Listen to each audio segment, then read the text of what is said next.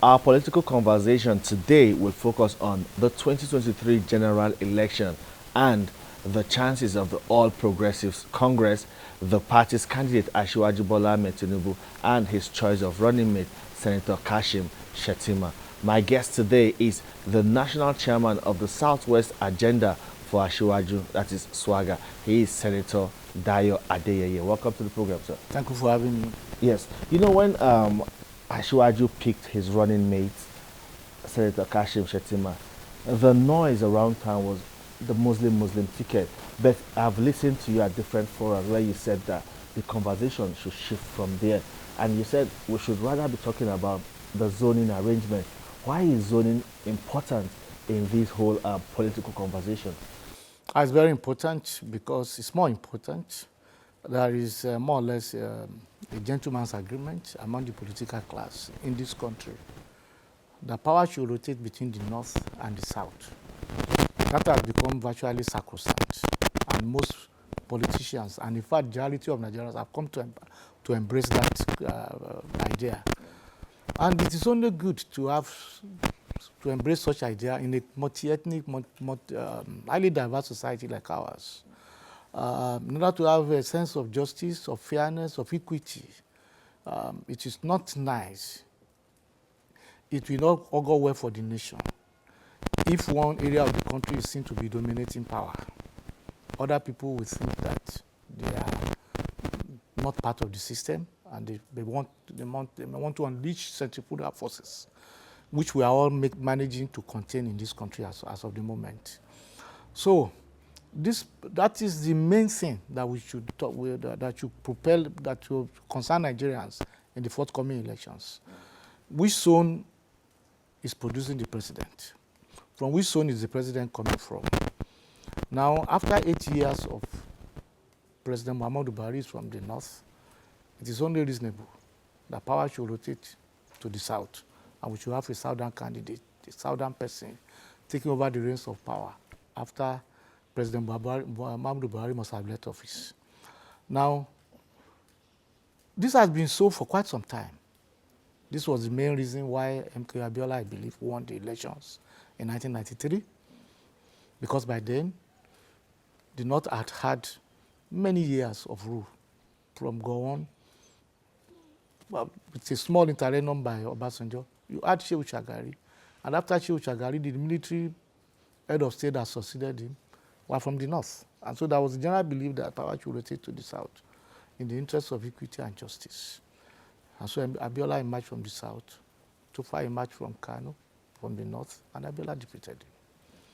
In 1999, the military head of state, Abdulhamid, and his henchmen, in order to promote, in a patriotic zeal, to promote unity of this country, to ensure peace and stability, decided that the power should go to the south. In fact, we had a situation in which the two candidates that contested for election were from the southwest. That is in the person of President Olusegun Obasanjo and Chief Olufalaye. When Obasanjo was going in 2007, despite the fact that you had a lot of southern candidates, people like Governor Odili, and so many of Rivers, of Donald Duke, and all of them, they were front runners in the campaign for president. Obasanjo ensured that Yar'Adua emerged within his party, in keeping with this principle of zoning, of rotation of power. But for the untimely death of President Musa Yar'Adua, he would have done his 8 years, and power again would have shifted to the south. But by his untimely death, President Goodluck Jonathan came in, and when he completed the first term of Yar'Adua, people felt that, okay, you should allow him to have his own full term. But after that, his full term, a lot of people felt in this country that power again had resided too much in the south. 8 years of Obasanjo, 2.5 years of Yar'Adua, and another 5.5 years of Goodluck Jonathan, that power should go to the north. And I believe that was the main reason why the PDP lost that election and President Muhammadu Buhari won the election. Now, after 8 years, common sense dictates that power should now go to the south again. And I believe that up until the time of the primaries this year, a lot of people believe that that principle, everybody will adhere to it. The PDP has it in its constitution that power should rotate between the north and the south, written black and white. But the PDP's presidential candidate is from the north, and he also believes that such sentiments of zoning should be jettisoned. And that is what is surprising me, because the PDP presidential candidate is from the north, and it's in his party's constitution that power should rotate between the north and the south. And he knows quite well that the incumbent right now, the incumbent president right now, is from the north. I will expect him to put national interest above his personal interest and allow a person to emerge from the south in his party, in keeping with that principle. The argument that he has put forward, that within their own party, PDP, that they have not, the Northerners have not really had a shot at the presidency, does not hold water, because we are talking of the president of Nigeria, not president of PDP. Because like his argument was that President Goodluck Jonathan was the party's candidate and he's from the south. That was the last time the PDP was in power, and they were voted out in 2015. And since then, the ticket of the party, nobody from the south, from the north, has emerged as president from the party. Nobody has emerged as president, but they gave him the ticket last time. They gave him again. Is he saying to us that until PDP wins presidential election, they will continue to give the ticket to the PDP man in the PDP? For another now in the PDP? Is that what he's saying? I don't think that is not logical. I don't think that is logical. Okay, I don't think that is logical. Okay, you're saying that maybe he feels that... The thing is that when you become president, you are president of Nigeria, and the principle of rotation is that when the president of Nigeria, not the presidential candidate of a party, is from a region, and he has done like 8 years, he should rotate to another side. That is the principle. It's not on the basis of the presidential candidate of parties. Because if we are to be so, then you have a situation in which one region will perpetually dominate. That is what he's telling us. Like what he wants to do now. The the incumbent now is from the north, and if by that is logic, that PDP, the issue is on the basis of party, then he comes in and do another 8 years. That means power will be in the north for 16 years. That cannot be the case. The case is that every political party should look at what the situation is at the point in which they are conducting their primaries. If the president has come from a particular region, this principle of rotation dictates that power must rotate to the other region that was not holding power at that point in time. So I do not buy the logic of the former vice president. I think it's just trying to distract Nigerians and confuse the argument, which is, I'm sure most of Nigerians will not accept. So the issue is that there must be rotation. We must ensure that power rotates to the south. And I believe Nigerians with their high sense of justice. And I want to commend Nigerians. We often take the common man for granted. But they are more intelligent, more reasonable than we want to believe most of the time. Nigerians in 2023 will do what they did in 1993, ensure that the peace and stability of this country is respected, is guaranteed by voting for that candidate that is from the south. That is what they will do in 2023. The common man, when they are going to that ballot box to cast their vote, that is what will more in their mind. For example, if we had been retaining power in the south for the last 8 years, and be the last person to support a candidate again from the south. No, because that will not engender the unity and stability of Nigeria. So I believe that the PDP haven't realized that they have made a big mistake at trying to confuse issues and distract Nigerians by bringing up this idea of Muslim-Muslim ticket. It didn't work in 1993 for the NRC. It is not going to work for the PDP in 2023. Yeah, these efforts to strike a political balance between the North and the South, was that what played out at the presidential primaries of the All Progressives Congress? Because we know that most of the northern states are APC controlled. Thank you very much. Which means that if the APC were to be like PDP, it was even easier to jettison Sony in APC than in PDP. Even in APC, there is nothing written in the APC constitution to ensure Sony. The Sony principle is not enshrined in the APC constitution. It's only in the PDP constitution which they decided to jettison. But because of this sense of fairness, unity, of maintaining the unity and peace of the country, the president of Nigeria, starting with him, decided that power should go to the south. The the APC governors followed suit. Those in National Assembly concurred, and the generality of the principle of the people of the generality of the members of the party agreed that power should rotate to the south, in keeping with the idea of rotation to ensure unity, peace, and stability of the nation. Is that a reflection of the wish of the generality of Nigerians or majority of Nigerians? That is a reflection of the will of the generality of Nigerians. And you will see it play out in next year's election. You will see that Nigerians will vote massively for the APC ticket, because the APC ticket is the one that can guarantee the unity of Nigeria. It's the one that in which Nigerians can be comfortable with. Nigerians will look at it and say, how can we be comfortable with a ticket that will keep power in another region for another 8 years? Where it is currently, you keep it there again for another 8 years. That will be 16 years. And Nigerians will say, no, we don't want that. And because of that, the vast majority of the people will flow to the side of the APC and give APC a resounding victory in next year's election. No matter what they are saying about the other factors, this is the most important factor that will determine the election of next year. I want people to know that. That is the factor that will determine the election of next year. It is not the first time that we have had people of the same faith being on the same ticket. And thus, it has not really been too much of an issue.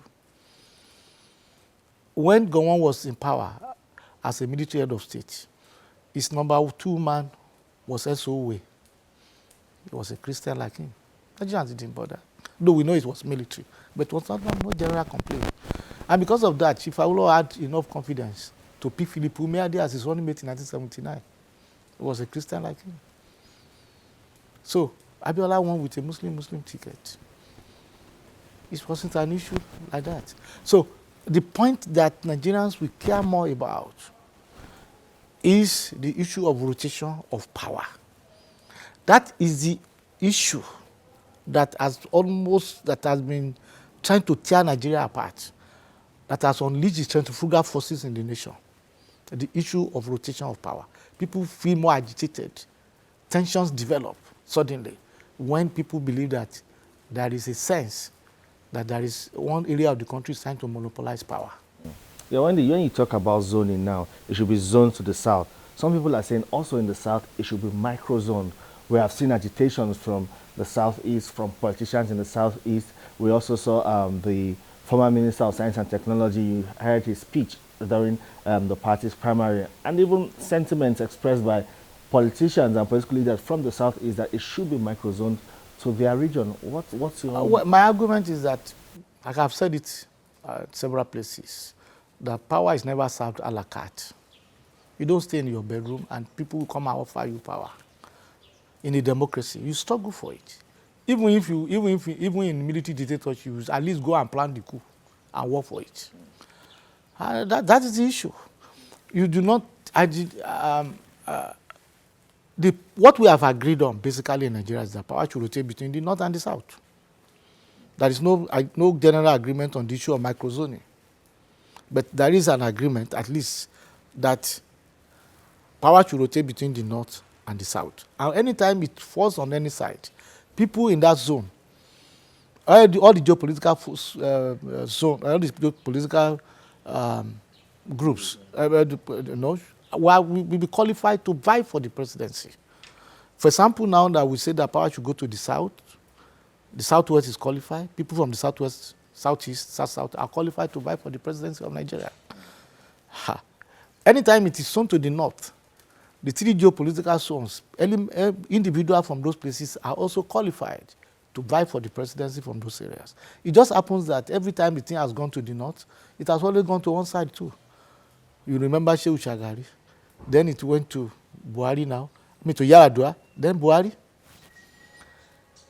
Because the principle is not, we are not doing microzoning, we are doing regional zoning. Let's talk about the choice of running mate, Senator Kashim Shettima. How popular, formidable, and accepted is he in the vast political landscape of northern Nigeria? Senator Kashim Shettima is very well accepted. It's the best choice anybody could have made. And I want to commend Asiwaju Bola Ahmed Tinubu for making that historic choice. It has gone down well with the generality of people in the north, even among so many people. Perceptible observers in the south have embraced it also. Senator Kashim Shettima is coming in with a lot of political capital, invaluable political capital. He's a man of incandescent intelligence, well-educated, very brilliant, knowledgeable, sociable, very well accepted by the generality of the people. He's a man who has demonstrated a great capacity to manage men in the best way possible, to resolve crises, open-minded to people of all religious faiths. His record speaks for him in the way he ran the affairs of Borno State. In spite of the insurgency in that area of the country, he ran perhaps the best government in the nation during his time, with so many infrastructural development, upon which his successor is building on. Senator Kashim Shettima was once the chairman of the Northern Governors Forum, and he had built that network, which is working for him today. He has friends across the country whose lives he has touched at one time or the other. And particularly, his grip on the politics of Borno State is great.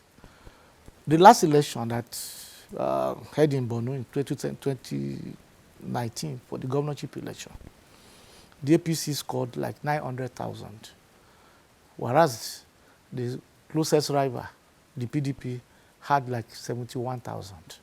That is a gap, or that's a ratio of about 99% or 98% to 1. That is the kind of political capital that Kashim Shettima is bringing to this ticket. So it's just the best choice. And that is why our opponents are extremely jittery, because they know this is a winning ticket. That the votes that will be coming from Borno and Yobe and Gombe, all of those people will override a lot of the votes they are even talking about in some other areas in which they think they have influence in the north. So, and in the northwest, it's very well accepted among the people, even people of the northwest. They embrace him, they like him. And a lot of us who have known him for quite some time know that this is a man that is ready from day one to perform his duties as the Vice President of Nigeria. Yes, you know, President Muhammad Buhari is also excited about the choice of Senator Kashim Shettima, and he's even optimistic that this particular ticket is the winning ticket, because he says that he will hand over to Senator Kashim Shettima, Senator Asiwaju Bola Ahmed Tinubu, and Senator Kashim Shettima. But now the question is, what are they bringing on board? Because Nigeria is at the point where there's so much divisions across ethnic, religious lines. The economy is not in a very good shape, and even we have issues of security that the country is grappling with. How will these combination or partnership between Senator Bola Ahmed Tinubu and Senator Kashim Shettima turn the tides to the favor of Nigerians? Thank you very much. I think the major issue confronting us today, above any other, is the one of insecurity. That is the major issue confronting Nigeria. If we are able to solve the insecurity problem and we are able to ensure peace in Nigeria, I think a lot of the other, we can easily find solutions to some of the other problems. Now, these two people, by their track record as former governors, they have demonstrated the great capacity, to solve problems, endemic problems. They have demonstrated great capacity to solve them. Take the case of Lagos, for example. Before the emergence of Asiwaju Bola Ahmed Tinubu, Lagos was a place that was rife, or a place that I would say was virtually taken over by violence, by crime, by criminality. It was, in those days, a place where you could not sleep with your two eyes closed. armed robbers will raid the whole street. You remember all those days? They will raid the whole street, one by one. Sometimes they will even write to the people of the street that we are coming, and nothing will happen. Today, without any fear of contradiction, I will say that Lagos is one of the safest states in Nigeria, despite the teeming population, which will make it the most dangerous place to stay. But it is even one of the safest states in Nigeria today. It is because of the security architecture that Asiwaju put in place since 1999, which his successors have continued to follow. So, he has demonstrated capacity in the area of solving the issue of insecurity, problem of insecurity in Lagos, which we can all bear witness to. He was one of the best governors to start augmenting the income of the security agencies in the state, providing material support for them, like buying vehicles for them. One of the first governors to start it in Nigeria. Other governors emulated it. And Lagos is a very safe place today. In the case of Kashim Shettima, in that area too, he demonstrated great capacity in confronting Boko Haram. He wasn't in charge of the armed forces of Nigeria, but he was the first person to bring out the idea of JTF, the Civilian Joint Task Force, to augment and support the military. And it worked tremendously. And I believe it is still working. They are still there. So these people are people who can think out of the box, who have a tremendous capacity to be very creative in finding solutions to problems that people may think is very endemic. So I believe that with the two of them coming on board, they will find solution within a short time to the problem of insecurity in Nigeria. And because they are coming with sincerity of purpose, with great dedication, and a fervent desire to work for the people of this country. Most elections, presidential elections in Nigeria, has been a two-horse race, but it appears the 2023 election will be different. We have Asiwaju Bola Ahmed Tinubu from the APC, Atiku Abubakar, the PDP, Rabi Musa Kwankwaso from the NNPP, and Peter Obi from the Labour Party. How concerned are you about what some people would say the growing influence of the NNPP and indeed the Labour Party? Their so-called growing influence has not been tested at the polls. So I do not know whether there are any growing influence or not. I can see a lot of hype in the media, particularly in the social media, concerning Peter Obi, and a lot of we are hearing a lot of noise also about the other party. But by and large, these are parties that have not been tested at the polls. And the whole hype started just about 3-4 weeks ago. Let's see whether it will endure. Let's see whether a lot of things that have been said now, people will continue to say that about them in the next 2-3 months. But I believe that the next year's election will still be a two-horse race between the APC and the PDP, essentially. The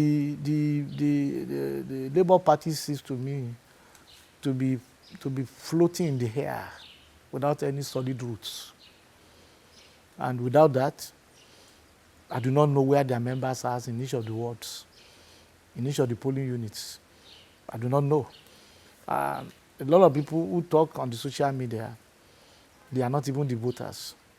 Half of the people you think are rooting for Labour, some of them are not residing in this country, but they are part of the netizens, people we call netizens, but many of them have no vote in this country. And in the case of NNPP, I think their presidential candidates already having a premonition that things may not go too well with them. And he has already said that the Asiwaju Bola Ahmed Tinubu and Kashim Shettima ticket is something that he admires so much. And that if he has, at any point, discovered that he may not be able to make it, he can support that ticket. And I want to commend him for that, because he's a patriotic man. He's a man who loves Nigeria. He's a statesman. So do you think the contest will be neck and neck, or APC would have a clear lead? I think APC will have a clear lead. Very much. You know, it's just a way of repeating itself periodically. I believe we are going to have a repeat of history in 2023, 30 years after 1993. We are going to have a repeat of history. Only that this time around, the winner will be sworn in by the grace of God. So it's not going to be neck and neck. I don't see it being a neck and neck election. No. I think the APC will have a landslide. And that is why you are seeing a lot of noise now, by the PDP trying to hold on to a straw, the last straw that they think they can hold on to prevent them from dropping to the dodger. Because that's where they are headed for. But they want to hold on to something, and that's why they are trying to play up the issue of Muslim tickets, which Nigerians are not buying. Because at the end of the day, Nigerians know that the two people that the APC have picked, they're not religious bigots. They are very liberal people who are open to people of all religions. Actually, Bola Ahmed Tinubu was holding annual prayer Thanksgiving, conducted by the GO of Redeem every year when he was governor. He was holding it, and Christians can testify that during his tenure, and he up to today in Lagos, there is religious freedom. Everybody is able to do, there is no discrimination against any religion in Lagos. And a man who can tolerate his wife, not only to be a Christian, but to be a pastor, he's going to tolerate, it's not going to be discriminated against any person. And his wife, whether we like it or not, will have a tremendous influence in the government of the nation. Sure. As the wife of any president we have. So, I don't see PDP know these facts. They know that very soon this argument will not work with Nigerians. They know that the argument that will stand with Nigerians is the issue of where the presidential candidate is coming from. Do you want domination of power? The monopolization of power by one region as against the other? That is the issue that will determine this election. Vice President Atiku Abubakar ought to have, as a statesman, as somebody who has been Vice President of Nigeria and who is interested in the unity of this country, put more premium on the unity and stability of Nigeria than on his own personal ambition. That allow the candidate of PDP to emerge from the south and honorably withdraw from the contest. All right. Thank you so much. A fine place to leave it. Thank you so much for your time on the program, and wish you the very best.